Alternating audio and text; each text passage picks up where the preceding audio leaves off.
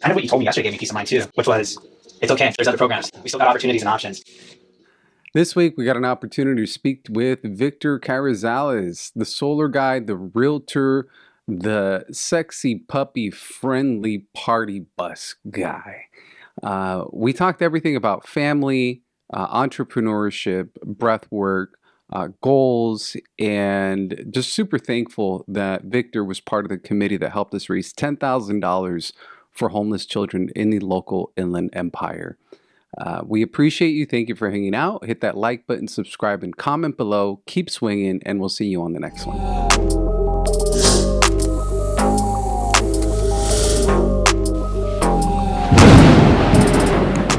So we're good. Good. Put it where you want to be comfortable. Unless you want to slide in like Gabby. Everybody keeps talking about her. That's what I was gonna do too, actually. Yeah, like and do like as an homage. As an homage. Oh, 1, 2, 3. I gotta clap so I can sync all audio. So we have audio here with their different audio files here, and that's the cleanest and simplest way for me to combine this. For sure. You have to clap 3 times. That's why I thought it just looked cool anyway. I remember I was in the nursing program, and there was this one instructor we had. It was like our psych rotation. Dude, I'm sorry. I got fucking music on. Oh shit! I thought you were just trying to set a vibe, bro. No, we don't even need to add music later, you know? Yeah, we are vibes. We are vibes. That's 100% facts. Ah, shit. So what happened with the... So this psychology teacher said that, I think it was UCLA that did a study that they have a device that can capture your aura. And then they saw that when someone was sick, their aura was real thin and blue, and when someone was like healthy, it like kind of glowed, I think gold. I can't remember the colors, but it's something like that. So then she said that she had the whole class stand up, and she's like, what happens throughout your day when you're super stressed and you keep on working is your aura ends up like falling down towards your feet. So then she had the whole class get up, and then you would basically bend over and then like fluff up your aura all the way up to the top. So then you see 60 students doing this all at the same time, you know? And I remember for me, I was like, yo, I'll take any edge I could get. So every test after that, I would always be the only one like fluffing my aura. See, that's the thing though. It's like you said, bend over and fluff. And my mind went elsewhere. So, you know. That's funny. And that was in what class? This was like 4th semester of nursing school. So right when we were about to finish, I want to say. They talk about aura in nursing? Oh, really? Yeah. That's crazy. Yeah.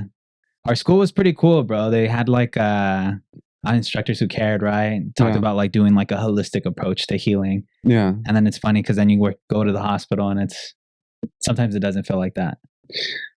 When I looked up doctors, I was choosing a doctor. This was a couple years ago.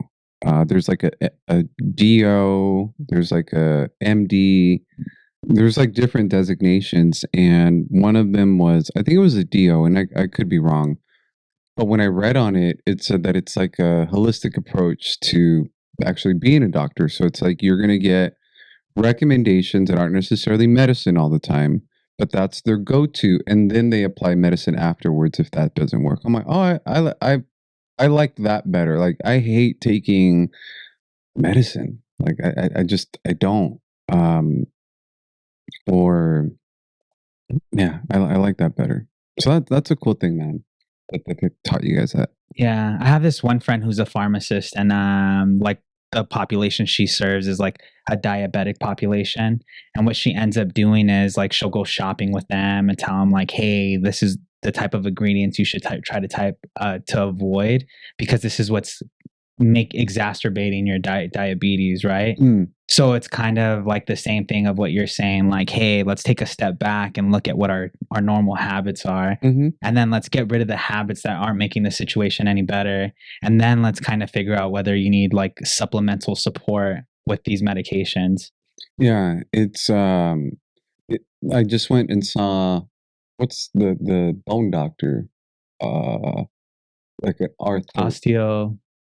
An arthritis specialist. Got it. And for the major part of our conversation, he was just asking me like the family background. And I'm like, man, this is cool because he didn't make me feel rushed. So, Mm, like, is there anything like with your mom, your dad, like family history, like just going through everything? Very patient versus a doctor that I saw 2 months ago that I want to just fucking pop, dude. Like, this guy is just rushing me. He was late. It was the second time this is the second time he does it. And it's like, there's the difference between, that's what sucks. I feel like in the medical side where they know they're a medical doctor. They know they're the only one, let's say maybe I could see, but yet they don't treat it like a business. Like where I am going to accommodate for my client, you're going to accommodate for your client. You're going to work around certain things and you want them to be happy. Well, this first doctor didn't give a flying hoot about mhm. making me happy and taking care of me. This other one did, like fantastic. But on the other one, I had to give him a bad review. My, you know, dude, it was so bad, so bad. Wrong exams were ordered. Uh, just a bunch of shit, dude. I hate going to the doctor. That's tough. Yeah, there was one time. I like how we just went on this tangent, by the way. Well, There yeah, was it is what it is. it is what it is. There was my brother has like some medical conditions, right? And this is when I just started going into nursing school. S- So I'm taking him. Luckily, my sister had the day off. She's a physician assistant. She's been doing it forever, right? Since like 2002, and we're in like 2013. And it's interesting because like the person helping us was a nurse practitioner. And I was like, oh, dang, nurse practitioner. That's like a step ahead of like just being a registered nurse, right?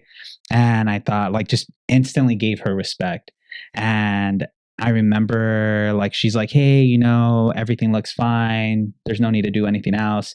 And my sister ended up looking at all the labs before the nurse practitioner came in to talk to us. Mm-hmm. And then she's like, well, like, what about this lab value? It seems very high. You don't think that's unusual? And then she looked at it and then she's like, oh, that is kind of high. And then her reasoning of like giving us the information she initially gave us was like, oh, I just read the doctor's notes. Mm-hmm. And she like didn't look at the labs. And I remember at that point I was like, what are you talking about? Like, that's one of the first things they teach you as like a nursing student. Like, look at your labs yourself. Like, don't just go based off of someone else's notes. And then this was like a clinic in Bloomington. And then so at first I was like offended, right? And then I was grateful that my sister was there for my brother. And then it was like, dude, a lot of the population that comes here is like so vulnerable because Yeah. they don't have someone like my sister who has a ton of experience and like knew what questions to ask. And I don't know what was going on in that nurse practitioner's day, but it's like, dang, dude, you need to like really be on your P's and Q's, like, because you don't have your client kind of, they don't know what to look out for, right? So I hear that experience that you have, and I'm like, it's a bummer. I'm glad you know better though, to be like, hey, I'm just gonna go see somebody else. It sucks, man. I've seen doctors for many years for the pain that I have, and people always tell me, like, dude, you're in pain. Like, what do you see the doctor for? Like, you're always fucking happy. I'm like, yeah, it doesn't mean I'm not in pain. Mm. I'm just not no punk ass bitch. It's just it sucks because you don't know what you don't know, and so I don't know jack shit Mm. about any of the medical stuff, but um if someone like to me it's just like I felt like I was just being treated bad. Like, you're not listening to me, you ordered the wrong lab work, you're trying to rush me out, like I'm bringing in all these medical records, like, and so it does suck when people are more vulnerable. Maybe they don't speak the language, for example. Exactly. But I think in any type of industry, it's checks and balances. It's like, don't just go off what your doctor said. Like, what do you see? Do you see anything different? Do you need to point something out to the doctor? Like, in your brother's situation. So this guy's just like chilling, huh? He's the homie, dude. He just rolls, What made you get into the nursing side though? Because of your sister? Is that why you started to do it, or? Yeah, there was like I worked at In-N-Out and FedEx at the time, and both of those jobs paid more than minimum wage. So I'm like, I'm set, dude. I don't got to do anything else. And then, fast forward a few years and you're like, your back hurts and you look at your bank statement and you're like, how am I broke working 13 hours a day? So then I was complaining to my sister, and then she's like, I don't know why you're wasting your time. I told you to be a nurse a long time ago. And then I was like, all right, I'll sign up for classes tomorrow. And she's like, no, I'm going to sign you up right now. So she logs onto Mount Sacs website and she's like, what's your social security number? Sign me up, dude. Yeah. So then I like go down that path. And to get into the nursing program, it took me 3 years. I was on a 3-year wait list. Oh, wow. And on the last semester, I'm like, you know what? I'm not doing anything. I might as well get my real estate license. So I end up getting my real estate license. And then I start thinking about like what a nurse is. And I'm like, do I really want that responsibility? Yeah. So then I end up telling Patty, I'm like, hey, you know what? I think I'm not going to do the nursing thing. I just got my real estate license. I feel like I'll kill it in this. Yeah. And then she's like, why don't you want to be a nurse? And then I was like, well, what if I hurt somebody? And then her advice, bro, classic. It was like, she's like, don't be a little bitch. Don't be a little bitch. And this is your sister? This is my sister, yeah. So then she's like, dude, you love helping people. You're so caring. You like go out of your way to help people. People aren't even asking you for help. And then here you are like trying to help them. She's all like, and you're super smart. She's like, you'll figure it out, dude. She's like, do the nursing thing, have something stable. And then if you want to go do real estate after that, go do real estate. But she's like, I think you should lock this in first. So then I was like, all right, I know, see? He's heard this story too many times, bro. So then what ends up happening? Yeah, I go through the process. And it's so interesting because sometimes I look back and I see that here I am in real estate. And I wonder if like I wasted time. But then I think about like all the connections I made along the way. And dude, I met some amazing people. And I feel like nursing's cool. And there's that like, you do get that feeling of like helping somebody. But I feel like I want to do it on a bigger scale. I couldn't do that job, man. Nursing. Mm-hmm. Like, it's just, no thanks. Yeah. Like, it's just not for me. Drawing blood, taking care of someone. I'll take care of someone because I love them, but that job, nurses, like police officers, obviously first responders, all that stuff, like my hat's off to anybody who does that. Because it's not my cup of tea. So then did you finish with it and then you just went into like the real estate stuff, or? Yeah, so I did nursing for about 5 years. Oh, so you actually completed everything. You actually followed your sister's advice. Oh, I did. Yeah. Yeah, okay. I worked at Queen of the Valley in West Covina for 2 years. And then after that... did you hurt anyone? You know, it's funny. I wouldn't say I hurt people, but I did leave them in pain for a little bit. That's funny. Yeah. Dude, it's such a journey, bro, honestly. Yeah, so what I'm talking about is, you get 4 patients, and in the beginning, bro, when you first start off, everybody's dying. Yeah. They come in with a stomach ache. They're like, oh my God, their bowels must have ruptured. Like they're gonna die. Yeah. Turns out when you're a beginning nurse, if you have a really good charge nurse like I did, he gave me all soft patients, patients that weren't anywhere near dying, Yeah. And then as time goes on and your experience and your skills get better, then they start giving you the sicker patients.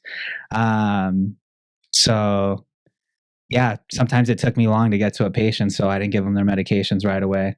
So that's why I say I left them in pain for a little bit, but I eventually got to them. Do you feel that doing that job helped with your career now that you have? Like, could you say that, okay, well, that actually prepared me to be a better agent? Or is it the flip side where I feel like I wasted time? So the part where I feel like I wasted time is more so like where the market was in 2013. Okay. I helped a couple of buyers still. And now I look at how much value they've gained over the years.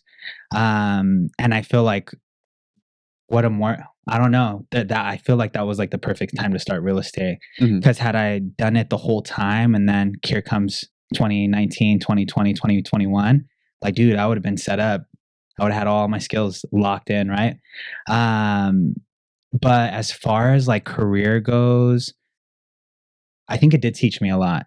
It taught me, it's kind of like that job's intimidating, bro. Yeah. Like there was sometimes like I had like really sick kids, and then you see like parents and they're like, obviously they feel helpless, and you can feel that energy, right?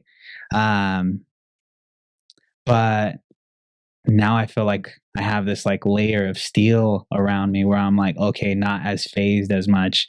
So I feel like it gave me those types of skills.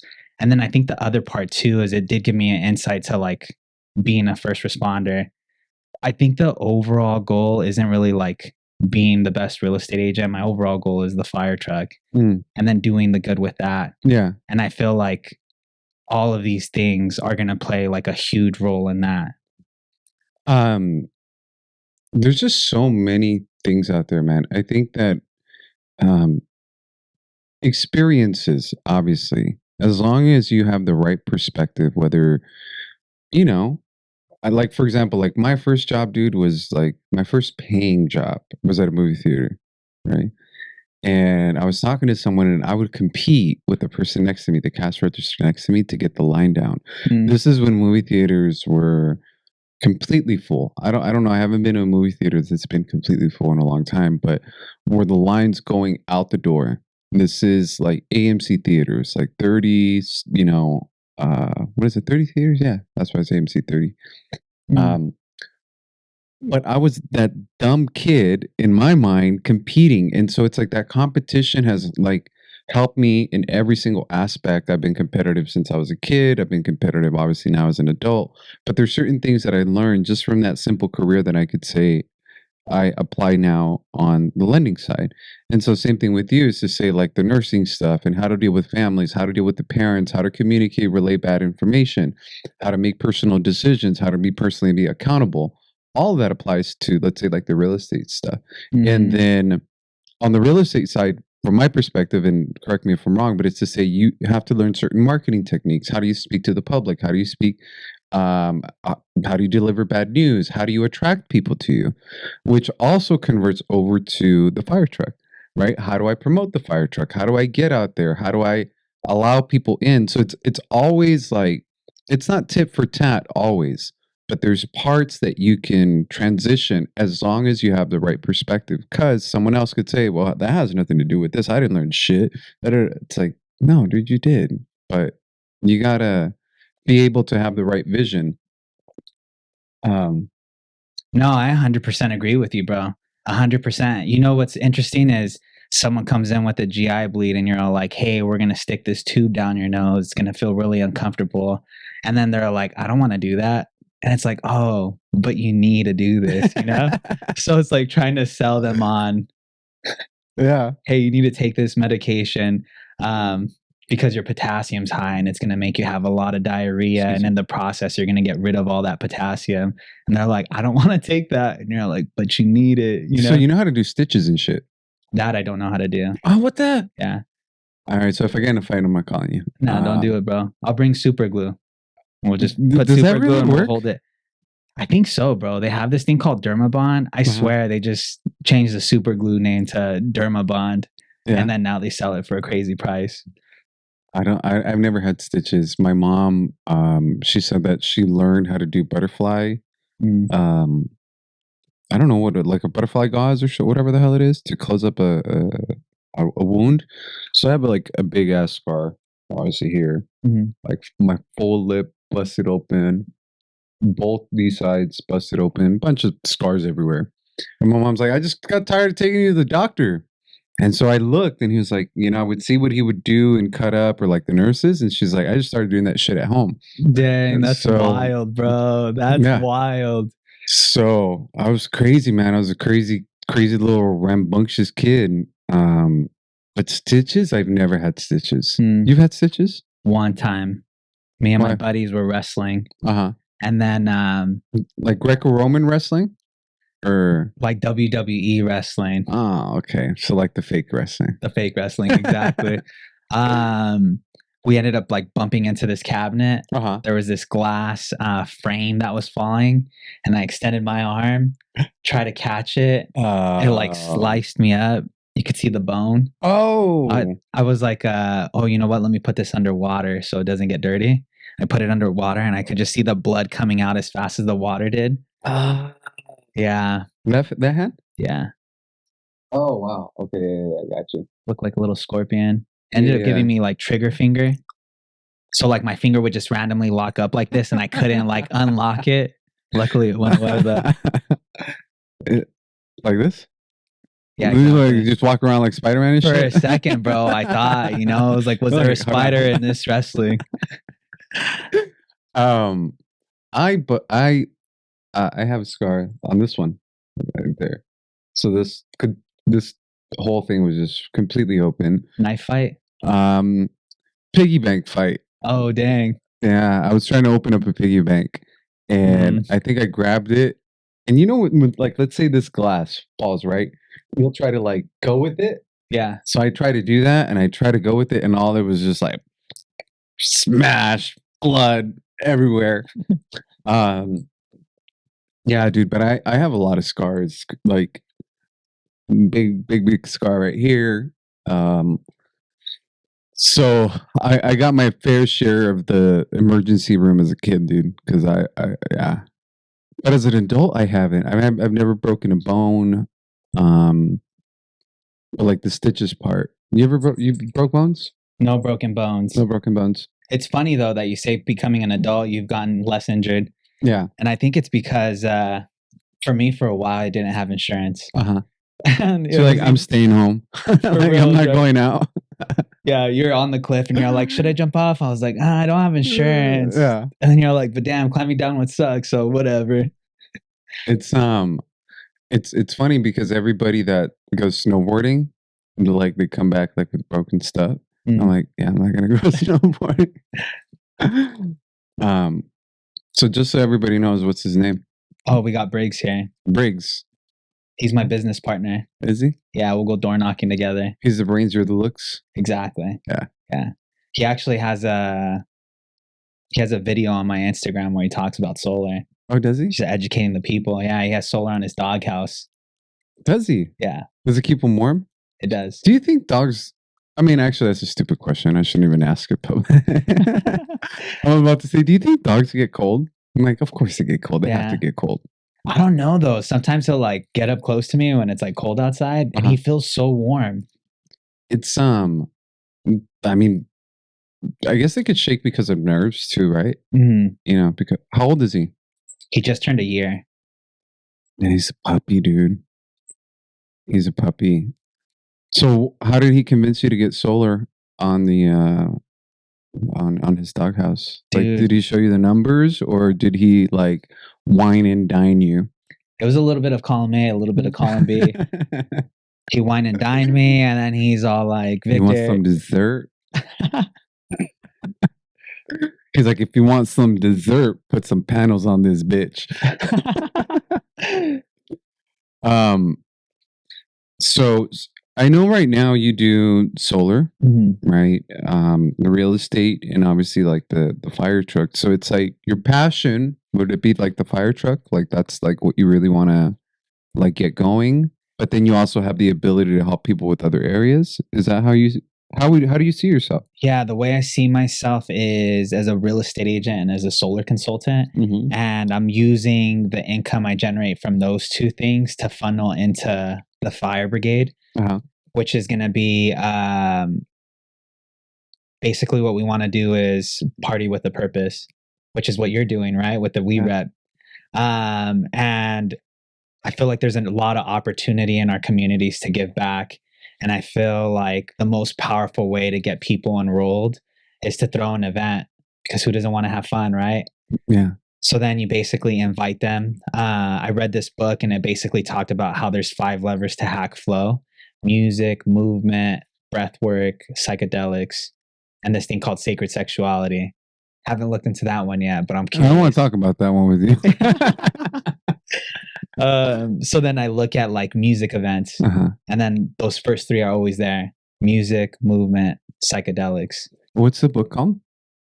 You It's a said it was great a book. question. Yeah, I think it's called The Rise of Superman. Okay. Yeah, and then there's another one called Stealing Fire. Stealing Fire. Isn't that girl that says, I volunteer? I don't think so. I'm kidding. Oh, got it. It's from a movie. It's I'm gonna be honest though. I don't remember what book I got it from. okay. I know there's a book out there that talks about that though. So there's a book that basically helped you like more or less understand the way that you want to run your business and your life and combine things together. Is that maybe like the idea behind it? So I think it all started when I started going to music festivals. Mm-hmm. I would see the community there Yeah. and I'd be like, this is a dope ass community. How do I bring this energy out into the real world, right? Yeah. So then you know, one of the lenders I actually work with, he started having these like Delta meetings and talk. He like one day he just brought breathwork to us. I didn't even know what it was, Mm-hmm. but it's this like meditation that's on steroids. And what's cool, I feel like a lot of people suppress things, and when you do this breath work, it ends up allowing it to surface. And then when it surfaces, that's when you get to say like, all right, what am I going to do with this?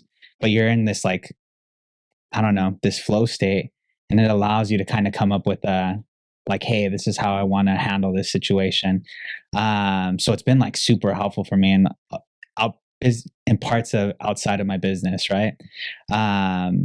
So then just being exposed to that type of philosophy when it comes to business, and then having this fire truck, that's when the idea started to come together.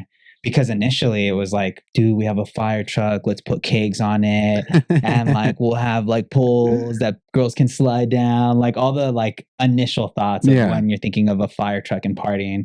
But then like luckily for me and the people I'm around, they ended up helping me see that, hey, you know what, there's a more powerful way of using this fire truck. It's funny you say that you wanted to take what you saw at a festival and you want to bring it out into the world, right? Mm-hmm. It's kind of like when you go on vacation. Like if you go on vacation, you ever been on a cruise ship, or you go, I don't know, you go to Miami, and you know you're like in a touristy area. Mm-hmm. Everybody's super nice. Everybody that's on vacation is like, hey, how are you? You make friends, and like you're talking to strangers at the bar. But most people, then when they come back, like the world is different. It's like you're grinding, you go to work. What do you want? What are you looking at? Mm-hmm. Like that feeling is taken away, but it's just a matter of mindset. It's like, where is your mind? And if your mind, because people will come to California to be on vacation. I used to live in LA, and it's funny when I used to go to Hollywood and I would see families and they would say, "Oh, we saw so and so, we saw so and so." I'm like, that's so crazy because they're from the Midwest. Mm-hmm. I'm like, we see or at least, see celebrities all the time, hang out in those groups, maybe not like AA Brad Pitt celebrities, but I've been around C celebrities. Like, I've been around there. I've seen them with Party with the Purpose and the Fire Brigade. I think that's so cool, man. I appreciate it, bro. Thank you. It's really cool because people will invite me to parties all the time or to events. And I'm like, well, what's the charity? Like, what are you guys doing? Oh, no, it's just a party, bro. I'm like, yeah, that was cool when I was like in my teens and in my 20s, but I'm an old ass man now. Mm-hmm. And what do you mean? Like, I'm not gonna be partying till midnight, like on a Thursday night. Like, right. I gotta go work the next day. So the fact that you're doing it for charity and you could still have a good time, why can't you have a good time? And now you're making an event. You have the fire truck. I'll still slide down the pole. I don't care. Nice. So that's really cool. I'm gonna reserve the pole for you, bro. You let me know what time you want to slide down it. Be like, yo, this time's for George. That sounds like the last pillar that you talked about, the sexual one. Yeah. The pole. Sacred sexuality. Sacred sexuality. Yeah. My sexuality is super sacred, bro. So breath work, and because I know your lender you're talking about, and I know that he does a lot of that stuff. Mm-hmm. So breath work has helped you personally? Like you got introduced to it, and then you started doing it, or you knew of it before, or how's that? Yeah, so he would do these market updates Mhm. on Thursdays, and I went to that, and I took a friend because he was thinking about becoming a real estate agent. Mhm. So I was like, "Oh, this is a perfect thing to go to." So then we end up showing up, and they're all like, "All right, we're doing breathwork today," and I was like, "Oh, what's that?" You know. Mhm. And then we ended up going through this experience, and it's interesting because the first time I did it, I didn't really like have that breakthrough, but I could tell like I felt different. So then we did it a couple more times. Sometimes it elicits a emotional response. Mhm. So the second time I could feel myself like wanting to cry. And then I was like, don't cry, you know? And then I like took myself out of that moment. Don't Um, be vulnerable. don't be Uh, vulnerable. Don't Exactly. be vulnerable. Yeah, dude, that's me all day. Yeah. Really, you don't strike me like that at all, actually. um, I I don't have a problem being vulnerable. I have a problem. I think I grew up. It's funny. Like Johnny Cash immediately comes to mind. I grew up quick. I grew up mean. My wits got keen. You Mm, know, my like that Johnny Cash song. It's like I grew up where my dad pushed us. You know, my dad wasn't like uh like a dad that would encourage you if you did bad. He'd be like, no, you fucked up, like, or you did something bad. And always wanted the best of us. And so then it's hard. It's hard to be I told my mom the other day, she was walking in the kitchen, I'm like, yo. And she's like, huh. I'm like, you look like you want to give me a fucking hug. And she's like, you know, it's okay to be vulnerable and say, hey mom, I want a hug. I'm like, nah, it looks like you want to give me a hug. yeah. Like, and that it's a joke, obviously. You know, my mom and I have a certain relationship, but it's it's part of just mom. I'm not gonna go up to my like I don't know, dude. It's something about it. Something about being an older brother, being growing up a certain way. Um, so being vulnerable and letting go and crying, like with breath work and stuff like that, I'm Mhm. just like, not happening. Not in public, at least. Yeah. I'll do it privately all day long. Yeah, I was gonna say you should give it a whirl, bro. Yeah, privately, not in For public. sure. I'll send you a recording if you want, Yeah, and then you yeah, can do it on your own time. yeah. The way so it's Buddy. interesting that you brought up your mom, Yeah. just because like one of the times that it helped me out was um like we all have trauma, right? From our youth. Mhm. And um so there was something that had happened like within like our family, and it was with like my mom and my sister, and it was when I was 13, and like my mom was in the wrong. And I'm gonna say this just because I know she's not on social media like this, so Oh, we she'll don't even probably have, we never don't watch have it. to put it on. Yeah. Nah, I think it would be powerful too, though. Yeah. But so my mom was in the wrong, and I was 13, and then she had came at me like I did something wrong because I had confirmed something that my sister already knew. Yeah. And it's interesting because I did this personal development thing, and they said that there's these moments in your life where your initial response is like, fuck, you know? It's like, fuck you, you're wrong, or like, fuck you, I'm out of here, or like something with like fuck, and then like whatever your response is. So like in that one, it was like, oh fuck you, like I know better than you, you Mm. know? So then growing up, every time my mom did something, it was always like, oh mom, you did this wrong. Because I think from that moment on, it was always me looking for what my mom did wrong versus like my mom just doing things. Yeah. And so here's this moment like a few years ago where my mom had asked me for money on 4 separate occasions, but it was within like a few months. So I ended up giving her like $10,000. And then I was like, what the fuck, you know?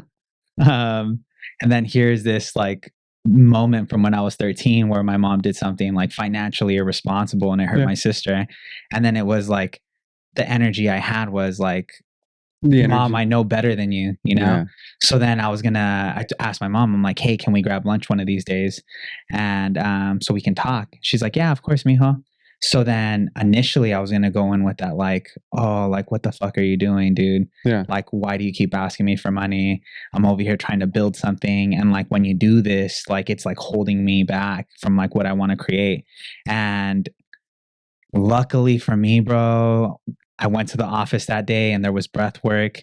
And the way the breath work went was you do this breathing pattern where you do 2 breaths in and 1 breath out. And so it's like it's like your belly, your chest, and then you let it out. So once you do the breath work, the person who was facilitating the breath work never talks about parents, but for some reason, this is the one where he talked about parents.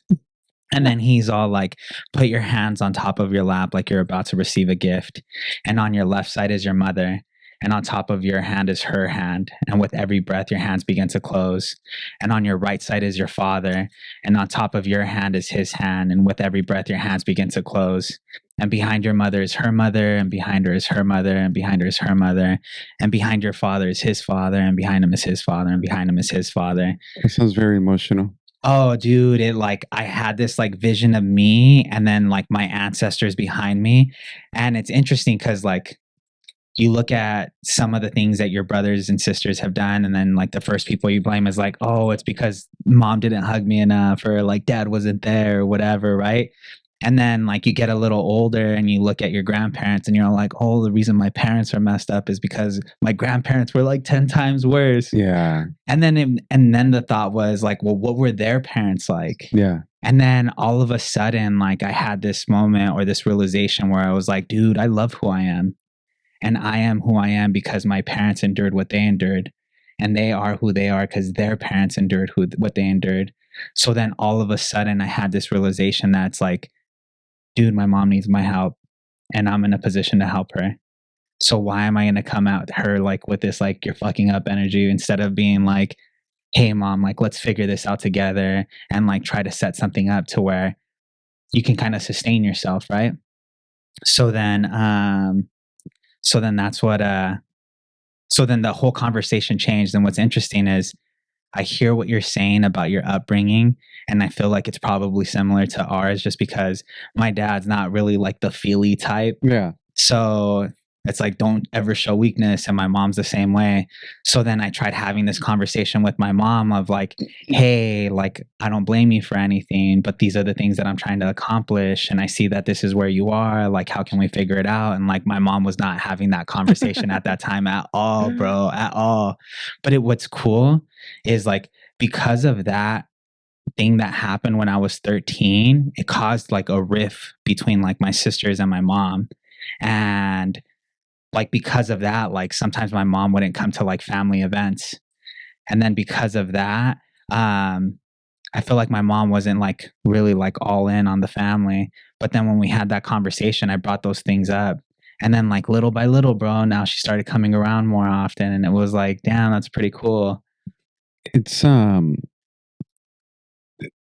think exactly what you're saying happened. Well, not exactly, but what you're saying happened with me. And I think it happens with a lot of us when we get to actually know why our parents are the way they are. And I remember there was this one time my mom told me, she shared something with me about my dad. And then I was like, oh shit. She's like, this and this and this and da da da da. This happened to your pops when he was a kid. And some of the things that I did not know of. I'm like, that's fucked up, man. I can't believe my dad went through that. And then she's like, okay, now you understand where he's coming from. Doesn't mean you have to accept it though, right? Doesn't mean that he's in the right, but now you know why he's being the way he's being. And it's exactly what you're saying because of how he was raised and his mom. And then how was his mom raised? How were hit, so it's like a generational thing, but all the way trickling down, it's like I am who I am because of my parents, because of my grandparents, because of everybody else. So it's like all the good and the bad that I am has been because of my family, or not all of it, but like 99.9% of it. And I had this, sorry, man. Are you good? Playing footsies over here. But I had this, I don't want to say resentment, but just the notion of like, I didn't understand where my dad was coming from at a certain time. And same thing with my mom. Same thing with my mom. She asked me something. She asked me something the other day, or maybe a couple weeks ago. I think it was something about how my demeanor in business, right? So obviously, you and I have talked about how I dress, or my demeanor outside of work. But when I'm talking to a client, let's say they're not looking at me and it's just straight on the phone, it's like super professional, like the super professional person. And I told my mom I'm still that kid inside. I was 19 or 17 when I started in this business. So it's like an overcompensation to meet the demands and the needs of clients that are twice my age, right? So 2 to 3 times my age when I was 17. And I haven't let go of that. So it's like it's completely just straight business, very just monotone. Like some people are like, damn, dude, you're a little too serious. But yeah, but you don't. Dude, as soon as I hang up, like I'm partying, like I'm having a good time. But that's what I told my mom. It's because of that moment where I needed to overcompensate at an earlier age, or a moment, of things of like my dad. So I think all those things, like with breath work, or meditation, or reflection, or when you're self-help books, for example, they're all positive. They're all different ways to be able to understand yourself better. And once you understand yourself better, you can understand and become a better person. Become a better person, have better relationships. It's just the I've always been averse to doing shit in group. Like that's my thing. It's like I was talking to Javier about a week ago or something. I'm like, yeah, dude, I meditate. I meditate all the time. I meditate in the shower. Like I'll sit there, meditate. But I'm not gonna go to a group and sit with a bunch of people and meditate. Like, or someone will say, well, do you do yoga? Yeah, dude, I do yoga every night. Like I'm stretching, doing my stuff. But I'm not gonna go in a group of other people like, like, you know what I'm saying? So Yeah. it's but it works for others. It works for others, and I know, and I've told my mom, like, I know that a lot of people need encouragement. That some people are motivated by, hey man, good job. You did something fantastic. That's knowing people's personality. But I don't need encouragement. My encouragement was my drill sergeant dad. Like my dad just it was just a drill sergeant, and so like in my mind, the way that I motivate myself is just drill sergeant, drill sergeant. And Diego, you met Diego, obviously. He was like, man, you should be nice to yourself. Like, have you ever just thought of just being nice to yourself in your own head? I'm like, nah, it's just being a punk. So his personality, same household, right? Same household, but Is he the youngest? yeah, and so it's like we live different lives, dude. I came here when I was 5, and I struggled. You came here when you were a baby, and then things were given. And then, I fought to break down barriers and doors. And because I fought, the doors were open for you. So, like, my strength comes from this aggressive side, like super aggressive side. And it's hard for me to let go of that. And I don't think I never want to let go of that. It's like, nope, I'm not letting go of that. But the other side is like my mom. My mom's always done breath work. My mom has always done workshops with people and gotten them to cry, because it's like your mom, your dad, and she's done the exercises where they'll hold the hands and, okay, behind this person's this. It's kind of the same thing, Yeah. And she'd be like, you should come, and I'm like, no thanks. Yeah. But he'll go. Diego will go. My brother Mike won't go, but Diego will go. She sent my pops to ask for money in the street. Like, see how, like, humble yourself. And my dad's like, your mom sent me out in public to go ask for That's wild. dollars, man. Yeah. And he's like I asked, like, you're just there, like at the gas station. Like, hey, can I have $1? Or, can I have some change? Like, to help you understand maybe and put you in a different position in life to see what other people are going through. Mm-hmm. And so it's everybody has a different way, and that breath work stuff 100% works. 100%. And what's funny is we breathe every day, but we don't do it consciously. So when you're like, imagine all that oxygen, like Oh, it's like a drug, bro. yeah.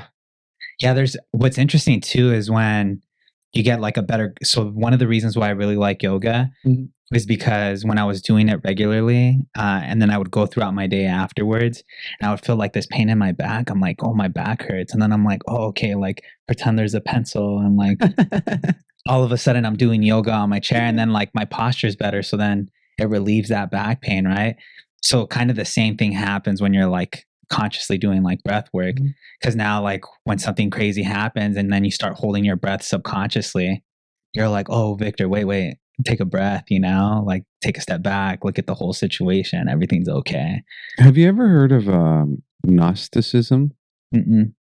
So like when we were, I don't know how old we were, but yeah, a lot younger. They took us like we learned. It's in Spanish, gnosis, and so this guy, it's more like teachings. It's not like a religion or anything. And so it was more of be present, be present in every moment. Take a breath with purpose. Um, when you're speaking with someone or you're in a moment, be in that moment. Don't be in the past. Don't be in the future. Be here, be now, be present. And so to this day, my dad says, we're like, where am I at? Who am I with? What am I doing? Where am I at? Who am I with? What am I doing? Because our mind is that whole thing of meditation. That's why meditation is so hard. I remember as a kid, my uncle sat me on a bed and he's like, look at this dot. And I'm like, okay. And I'm like, what do I do with it? He's like, just look at the dot. I'm like, but what am I supposed to do with it? And he's like, just look at the dot. And my uncle was that guy where he's like, there's never nothing get bad or nothing good. It's just there just is. Mm. It's your interpretation of it. I'm like, well, what if someone has cancer? You know what I mean? Like throw shit like that at him. And he's like, it's not bad. It's like his perception, the way he just like kind of does things, the way that he's been like that like my whole life. He's who taught me how to play chess like as a really really young baby. And so I've had all these things around in my life, my whole life, like the breath work stuff, the meditation stuff, the not being present in every situation type stuff. Um learning different religions like Christianity and I remember I went to a synagogue once, like a Jewish center. And I'm like, man, like I'm interested in like civilizations and history. So when people start talking to me about stuff, I'm like, oh, I kind of have an idea of what you're talking about. But other people really don't. Other people it's just like it's completely foreign to them. It's fucking weird. And it's like, nah, dude, like, you go pray, like that's an outlet for them too, or that's a form for them as well. Um, I appreciate all that kind of stuff, man. People are unique, and whatever works for one might not work for another, and that's okay. That's cool. I feel like one of the most fascinating things about being alive is watching people interact with people. Yeah. And you can like any interaction, like, parents with their kids, siblings, like friends, relationships, like romantic relationships. It's just like you see something happen and you're like, damn, that's fascinating. It's like super mundane things, but it's still like your relationship with your mom is probably different from my relationship with my mom, or like even in the same household, like you said, Mhm. like Diego's relationship with your mom versus your relationship with your mom. And then, by the way, I want to meet the rest of your family. They sound pretty cool, dude. Yeah, man, for Uh, sure. We're definitely gonna hang out, man. for sure. I it's it's a different it's a different world, man. I sat outside of a movie theater with my mom because I hated the damn movie. It was so damn boring. and it won an Oscar. Like, I've never walked out of that was the first time I walked out of a movie. It was the stupidest movie ever Diego took us to. Which one was it? Where something about was like this Asian lady and she's like flipping and flopping, going through like different doors and I think I know which one you're talking about. I can't remember the name, but I know which one you're talking recently. Yeah. It's not that old. Uh-uh. Yeah, like this past year. I'm like, oh shit, that preview looks dope. I like all like weird stuff like that. God, dude, I'm walking outside. I'm leaving by late. So I sat. My mom followed me too. She's like, I can't stand this shit. So we went outside and we were just people watching. My mom was like, "What are you doing?" I was like, "Look at that person." I was like, "Can you imagine what they're going through?" She was like, "What do you mean?" I'm like, "They live in a different world." Mm. And she's like, but it's our world." I'm like, "No, he lives in his world. We don't know if he has a wife. He doesn't have a wife, girlfriend, boyfriend. Good day, bad day. He has a world up in here aside from the world that he's experiencing with us. And then the person next to him has a different world and a different world. It's like different worlds in our minds and what we live in, and then we bring our worlds into the world." And she's like, "You look at shit like that?" I'm like, "Yeah." Like I sometimes think about imagine if there was like a roadblock on the freeway and between the 605 and or actually right here between Haven and Archibald, and it was just sectioned off, and all the cars they pull everybody out and they ask them certain questions like, where are you at financially, where are you at emotionally, where are you dude, you're pulling out worlds upon worlds upon worlds of different experiences of people, and so we all live in these different worlds that then when you have like the world we're sharing right now, it's like it's a moment in time that then we also step out into the world. So when I see those interactions as you're saying, like parents with kids and different things, it's like I get an eye into or a peek into their world. So I love shit like that, man. Just sitting there and like people watch, or I mean, that's kind of nosy, but still, I do get a kick out of that. Or That was just a cool knowing people, analogy, dude. by the way. Like different worlds, but we all share the same freeway. Yeah, dude, it is. And I think about that all the time, bro. Sometimes I'm like, man, I'm kind of weird, like thinking about shit like that. But I just ponder stuff, man. I ponder stuff, and I like people who think, obviously, and people who actually put thought into different situations. That's why when I met you, when I talked to you like the first time, I told Martin, I'm like, dude, who is this dude? And he started laughing. I'm like, he was cool, man. And I was like, thanks for the introduction. I don't know who the guy is, but just the first couple minutes that we spoke was cool. And then you showed up to the event. It's not everybody's on the same wavelength that Diego says, right? We're not all on the same wavelength in regards to what we think and what we value and all that stuff. But it's cool when people are on the same wavelength and they kind of understand some of the things that you're saying. Because you tell someone like the whole Breathwork stuff, it's like Oh, they look at me like I'm crazy, fucking bro. weirdo. Straight up. Like, but then on my side, it's the other thing. It's like someone tells me like you're super religious, like someone's gonna say like, "Oh, you fucking weirdo." Same thing. So it's like, no, it's not. I mean, it might be weird to me, it might be weird to you, but I get it. I totally get it. I totally vibe with it. I'll just vibe with it in private. So, um, so on the solar stuff, I want to ask you about that because I know the other day we were talking about it, and you said that um, when is it that things have to be switched to solar or something like a particular year, or what's? Yes. Oh, so there's like a couple of things, right? Uh huh. So one of them is the federal tax credit that the government's giving right now. What tax credit are they giving? They're giving a 30% tax credit for the Uh-huh. complete cost of the solar installation. Okay. So if it cost you $30,000 to install, and that includes like, getting a new roof, or you need a main panel upgrade, or you're getting financing and there's finance charges, then they'll go ahead and get all of that number and then give you 30% back the following year as a tax credit. Hmm. So it goes against your tax liability. So it's Yeah. not like guaranteed for everybody, but definitely something someone should reach out to their accountant about. The other thing that you want to look at too is like in California, especially, dude, electricity in California is so expensive. Have you ever seen how much electricity costs in different states? No.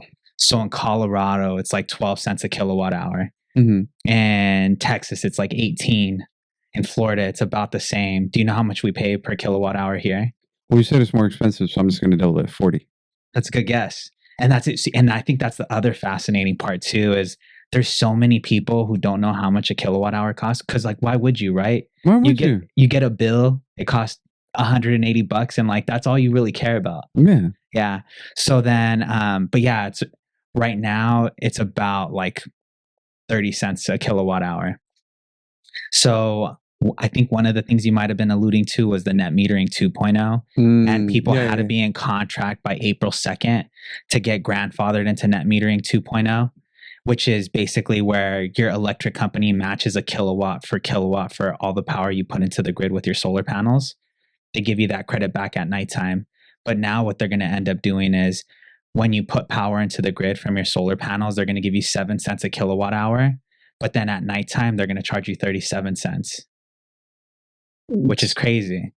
They just reduced the credits by 80%. And this is like Edison, this is SD, SDG&E, and then PG&E. So now anybody who switches to solar in California is going to have to get a battery.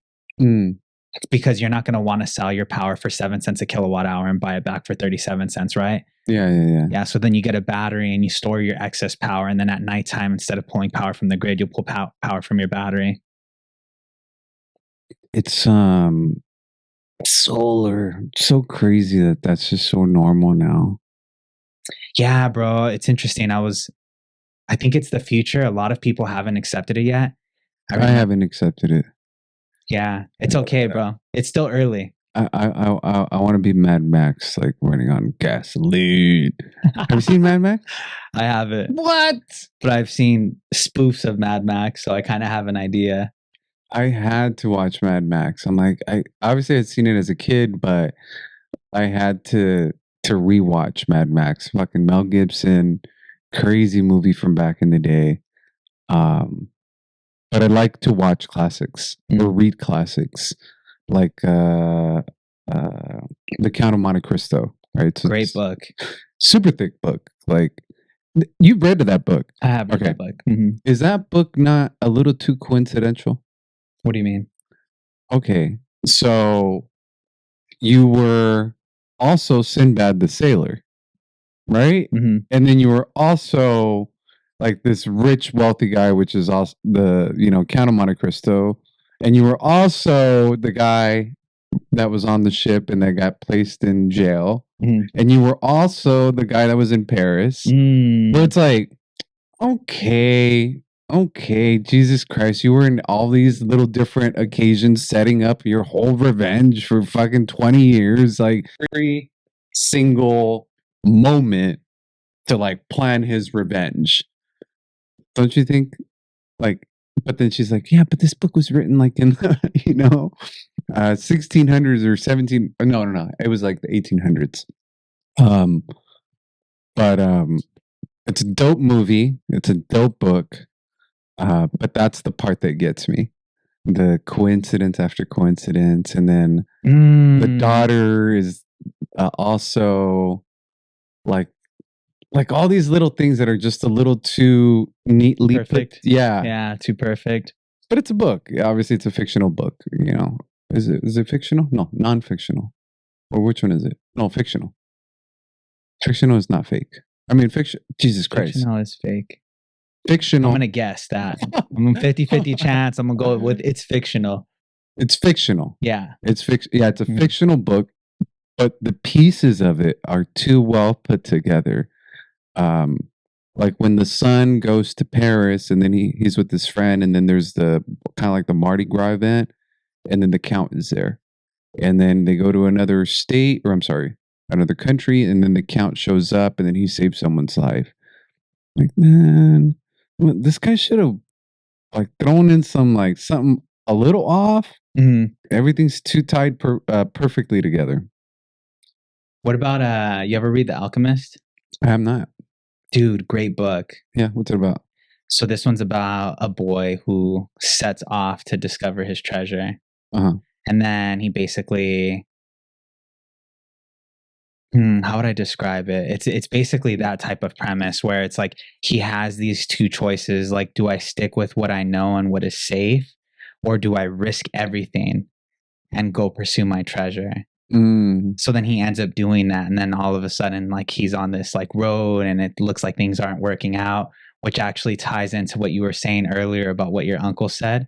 I Yeah. heard this one story one time where it was like, this dude has a kid, and a horse runs in, a wild horse, and the neighbor comes over and he's like, "Oh my God, you're so lucky you got this horse."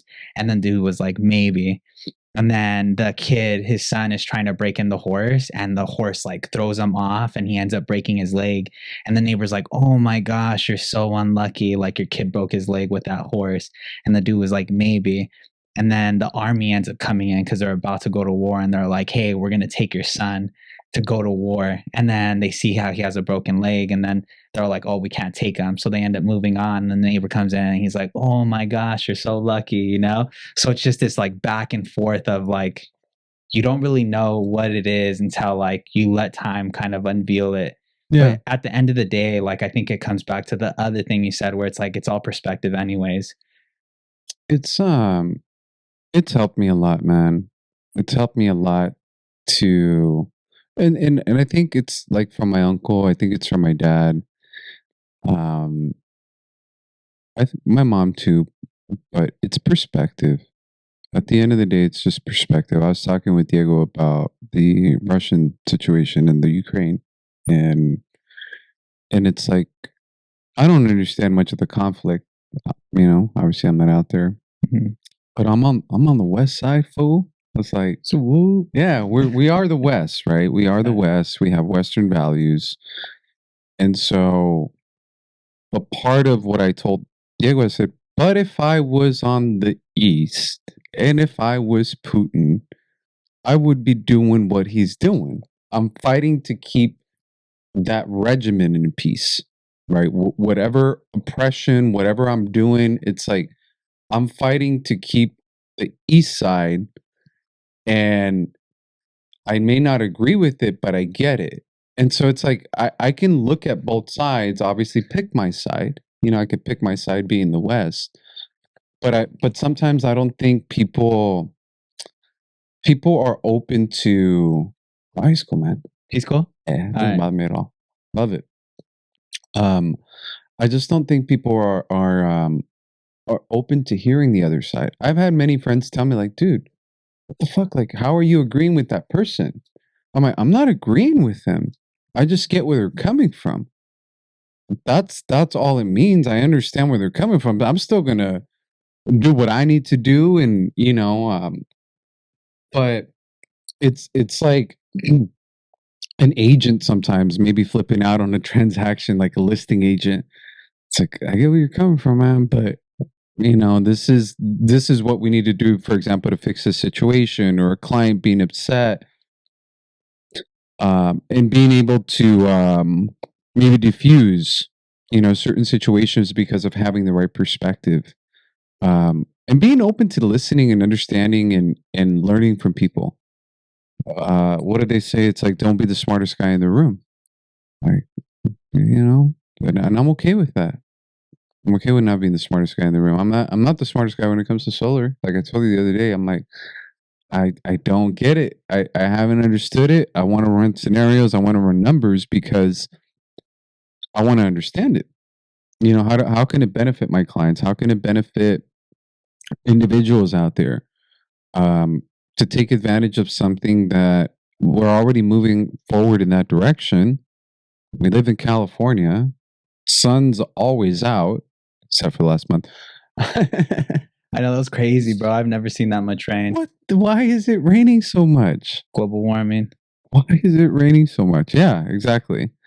Um, You want to it, hear a story of numbers? yeah, of course.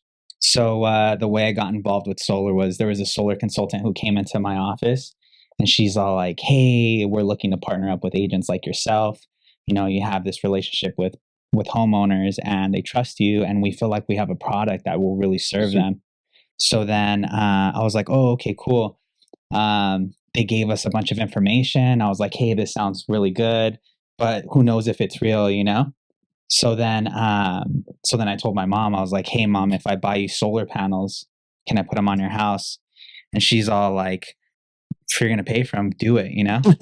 So then I was like, "Okay, cool."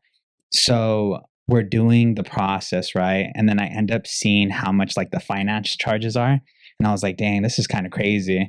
For my mom's solar system, it was $30,000. So I was like, "Okay, let's look at what it looks like if she stays with Edison." So at that time, her bill was $180 a month. So I took that $30,000 and I divided it by 180.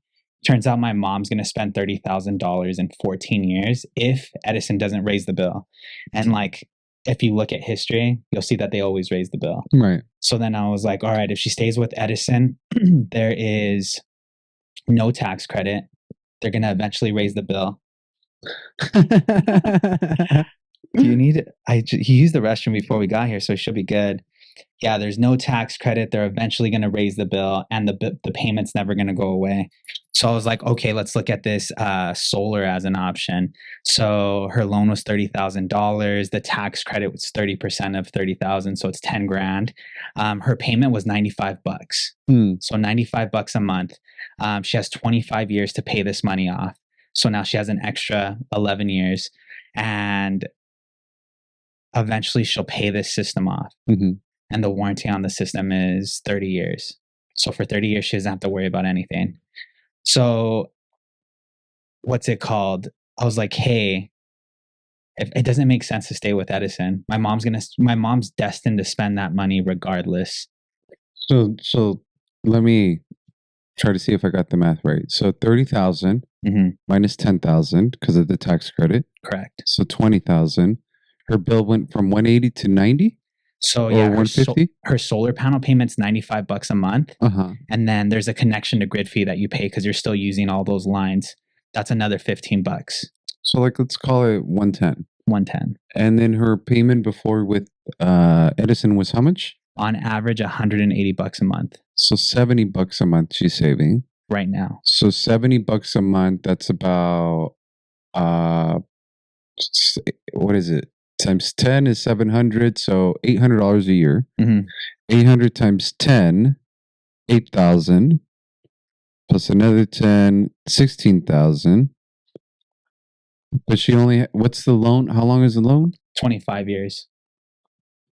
So she saved $16,000 in 20 years. And then at that point, she still has 5 years left on it. So 16,000 plus another 4,000, it's 20,000. So she saved 20,000 and she's done with the 20,000. Huh. That does make sense. So I think the interesting part too is like the harder thing. I did the math right, okay? It's in my head. I got it. Damn, that does make sense, dude. So hold on. 30 minus the 10, obviously again, it's 20.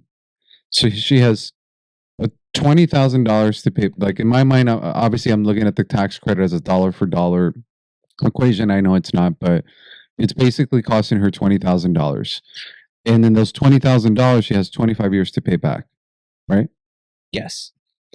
And her bill was 180, and her bill went from 180 to, let's call it 110, so $70. $70 over 240 months is $16,800. So she's going to save $16,800 during a 20-year time frame, plus the extra 5 years of 70 times 60, which is 4,200, 16,800.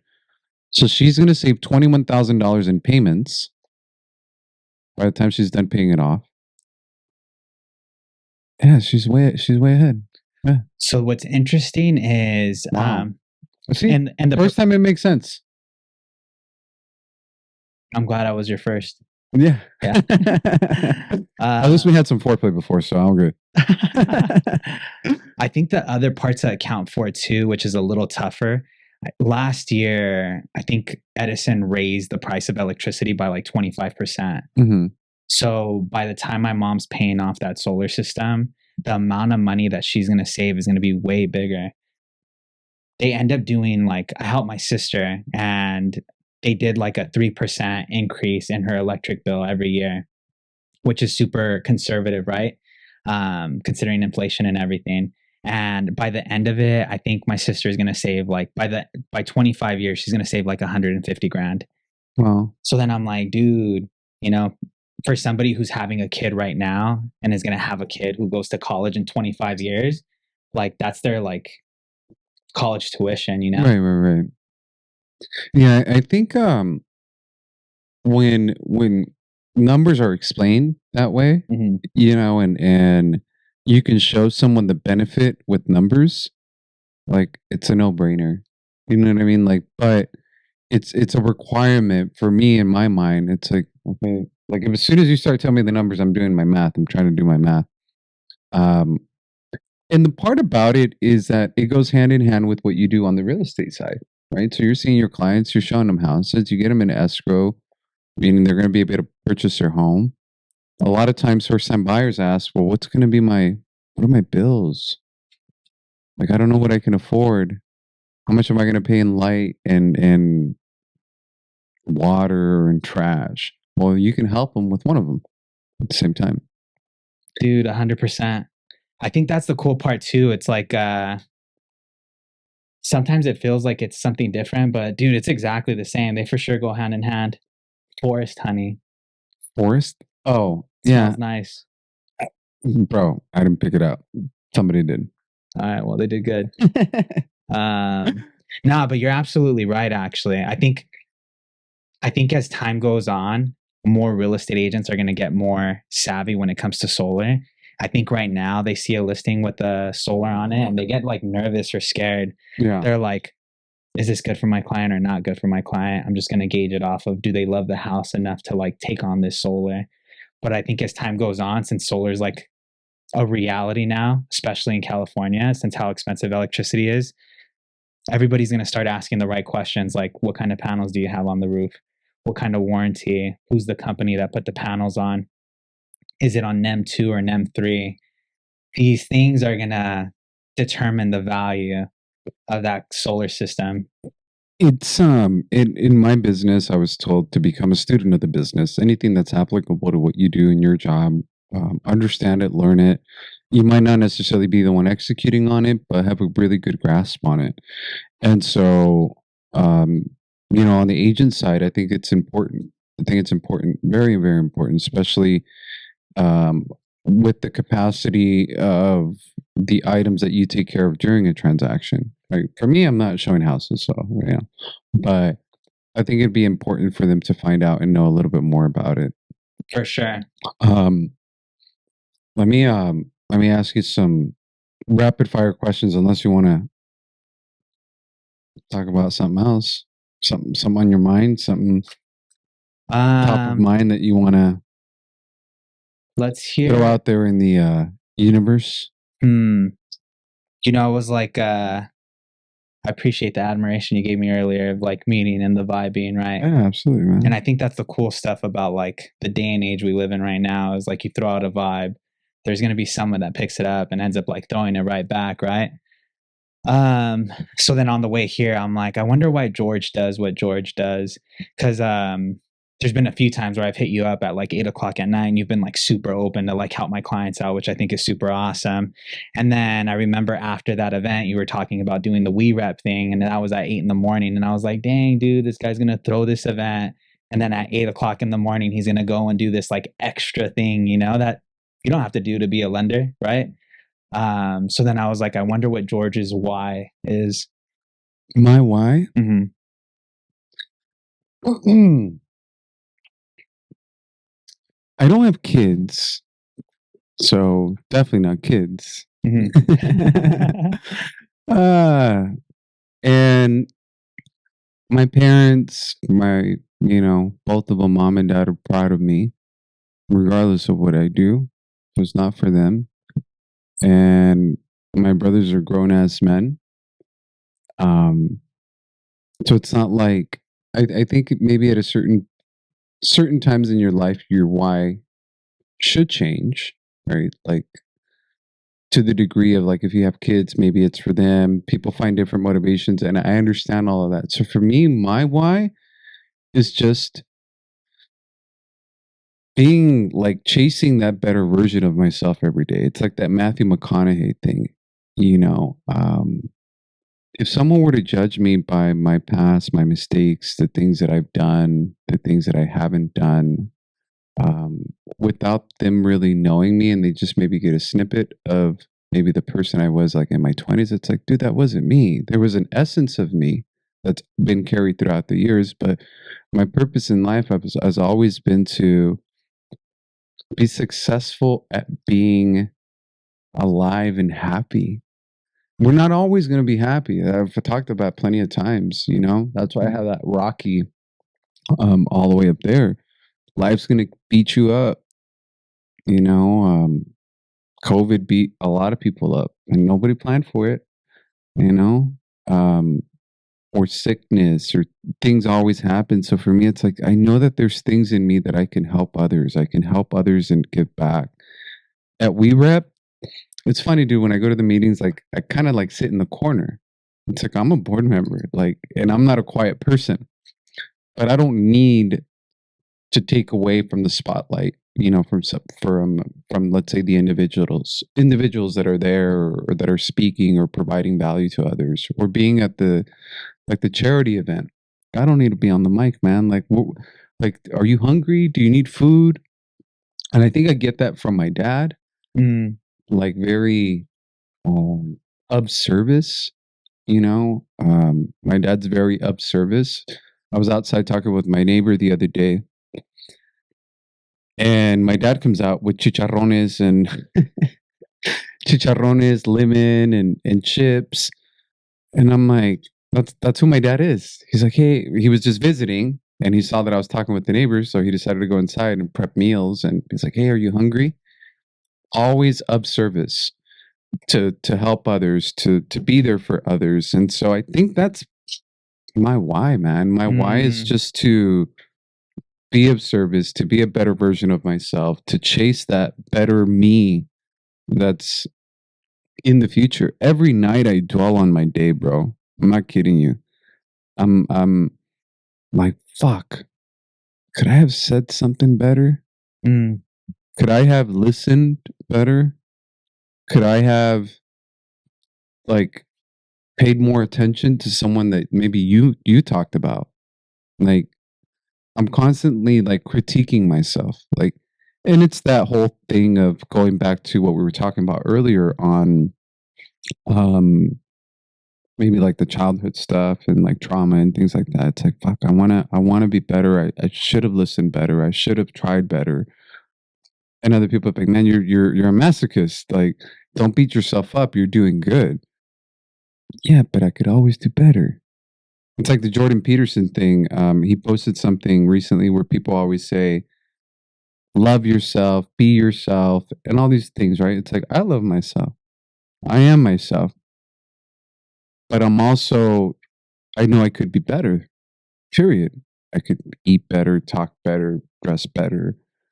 And so that version that I'm chasing is my future self. And that's my why. Mm. That's the That's way I see awesome, it. bro. I feel like it's interesting that you said that, and it brought back the thought of like the ego asking you like, hey, what if you were like a little nicer to yourself? Mhm. I remember, so I used to run You're a off. good listener. Thank you, bro. Uh, I used to run off that fuck you energy. yeah. Someone would tell me I can't do something, I'd be like, oh fuck you, watch me, right? Yeah. And then dude, I ended up getting this mentor, and this dude was so nice, and he was like so smart. And it was like I don't know. Sometimes you put people on a pedestal and then you think they're going to be like an asshole or whatever, right? But this guy was like so cool. He would call me up at like 10 o'clock on a Thursday, 10 p.m. And he'd be like, Victor, this is what I was thinking about, like to help you grow and blah, blah, blah, you know? And then I ended up having the realization that like proving the people you love right for me is like way more powerful than trying to prove the doubters wrong. So then I'm kind of like really hard on myself too. When we were talking about the nursing thing, it was like when I get a nursing student, I'm always like, dude, show yourself grace. You're new to this. There's a lot to learn. Like, it's a lot of moving pieces, like, chill, you know? But like the energy I gave myself was that person was in pain 4 hours longer than they had to be because you were so occupied with this thing that wasn't important instead of helping this person. And then the interesting part is like, fast forward a couple of years and like all of a sudden I'm a completely different nurse, right? And it was like, I don't know, why do I show other people the compassion? But then when it comes to me, I like put this like weight on me that I really don't really have to carry. You know, I could just be like, hey, Victor, you're going to learn and you're going to help people, and just be grateful for like the patients you have right now that are giving you the space and the ability to do it. Yeah. I mean, that's exactly it. Like,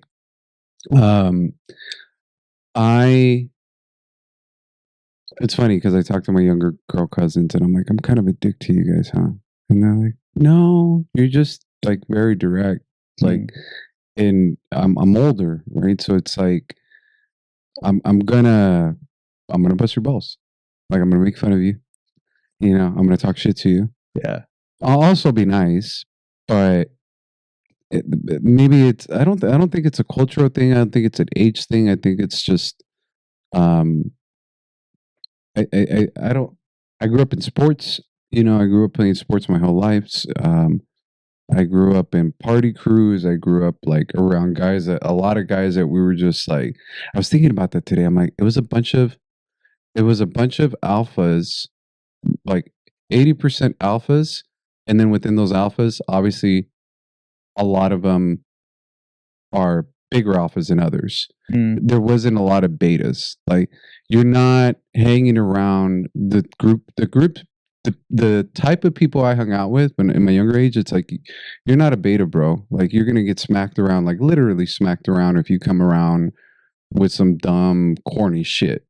And so I don't know why, dude. I was thinking about that this morning. I was driving home and I got off on Haven. I'm like, dude, why am I so aggressive all the time? I'm like, okay, well, and that was like, I hung around a bunch of alphas, like so you just naturally like get yourself into that like vibration of everybody's always amped up. Everybody's always amped up. We're always ready to go. We're always ready to throw down. We're always ready to let's go. But then within those groups, as you're in that vibration, there's always a guy that outshines. You know, there's the leader, for example. And I think being nicer to yourself is a great thing. It's a great quality. It's things that I've thought about with Diego.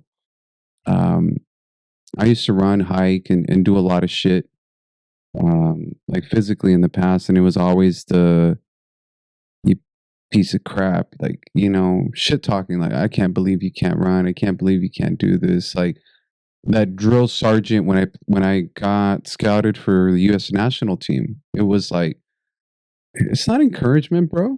Like, you're not going to get encouragement. Like, you're going to get like, you want to be part of this team? Like, go, run. And so when you're saying that, as far as like the nursing stuff, logically, I'm like, man, I should be nicer to myself. But the natural part of me is that other guy. Have you ever done a DISC profile? I don't think so. So DISC profile is like Tony Robbins. Well, it's not Tony Robbins. But he has a test, and it gives you your natural state. Like, are you a driver? Are you like an influencer? Are you more maybe malleable in your personality?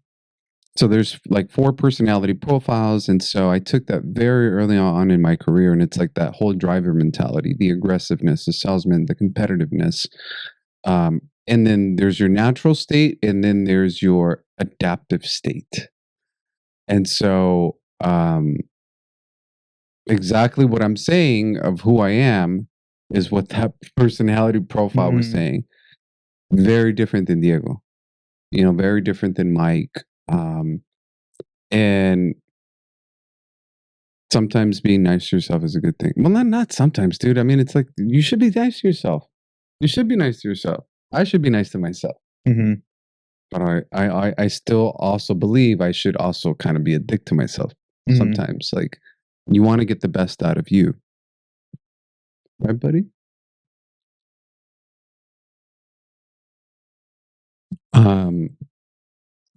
It's weird getting older, man, because age and life provide that perspective. To like right now, we're talking about this program. I don't know whose heart I'm going to break. If they got it or didn't get it. Like, we got the alert yesterday. My team submitted the stuff, right? But system crashes. Reservations are in. Did it go through? Did it not go through? My, Michael, loan officer's, on the phone with the state. There's only so much I can do. And then at the end of the day, I just let go. But be me, my 21-year-old self, I wouldn't have been able to stay in here talking to you. I'd be panicking, freaking out. What are we gonna do? It's not my fault, bro. Like I did my job. I think you were ahead of the curve too, bro, honestly.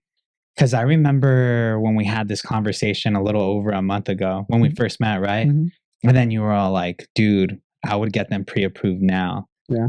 And then when that program goes live, we'll switch them over. Yeah. So it was like, I'm sure you did that with your clients, right? Absolutely. And then you gave them that 3-week head start that everybody else found out about this program like a couple of days ago, and now the funds are gone. Yeah, so it's like you gave your clients the like best fighting chance possible. I had an agent submit an offer last night, and he's like, "Hey, can I still get it?" I said, "You could try, bro. I mean, you could try as long as I get a verbal." So this morning, he texted me. He's like, "We got a verbal." I was like, "All right, we're submitting it." But then systems crashing. So it's like everybody thinks that we got until Monday, right? Because that's what they said. But if systems crashing and there's thousands of people trying to get it, and you just got me the verbal, well, what am I going to do? Like, it's gone. And so he texted me back. He's like, "All right, canceling now." All right, cool. Like, it sucks. Dang. But it's that simple. Like, I got to move on. Like, I can't. So, like, with what you're saying, as far as like being nice to yourself, like providing a certain perspective, going back and like mending relationships, like let's say with family and stuff, are things that I've learned with time. Like the older you get, the wiser you should be. It's funny you say that, bro, because it's like, how often do I give people medicine that I don't myself take, right? Like, it's what Jordan Peterson says. He says, "Take care of yourself as if you were someone you cared for, that you're taking care of," and a lot of us don't. A lot of us don't. We just don't. We take care of others. We give advice to others. You should do this. You should do that. Like, why the fuck are you talking to yourself in the mirror like that? You know what I heard, bro? We're reflections of each other.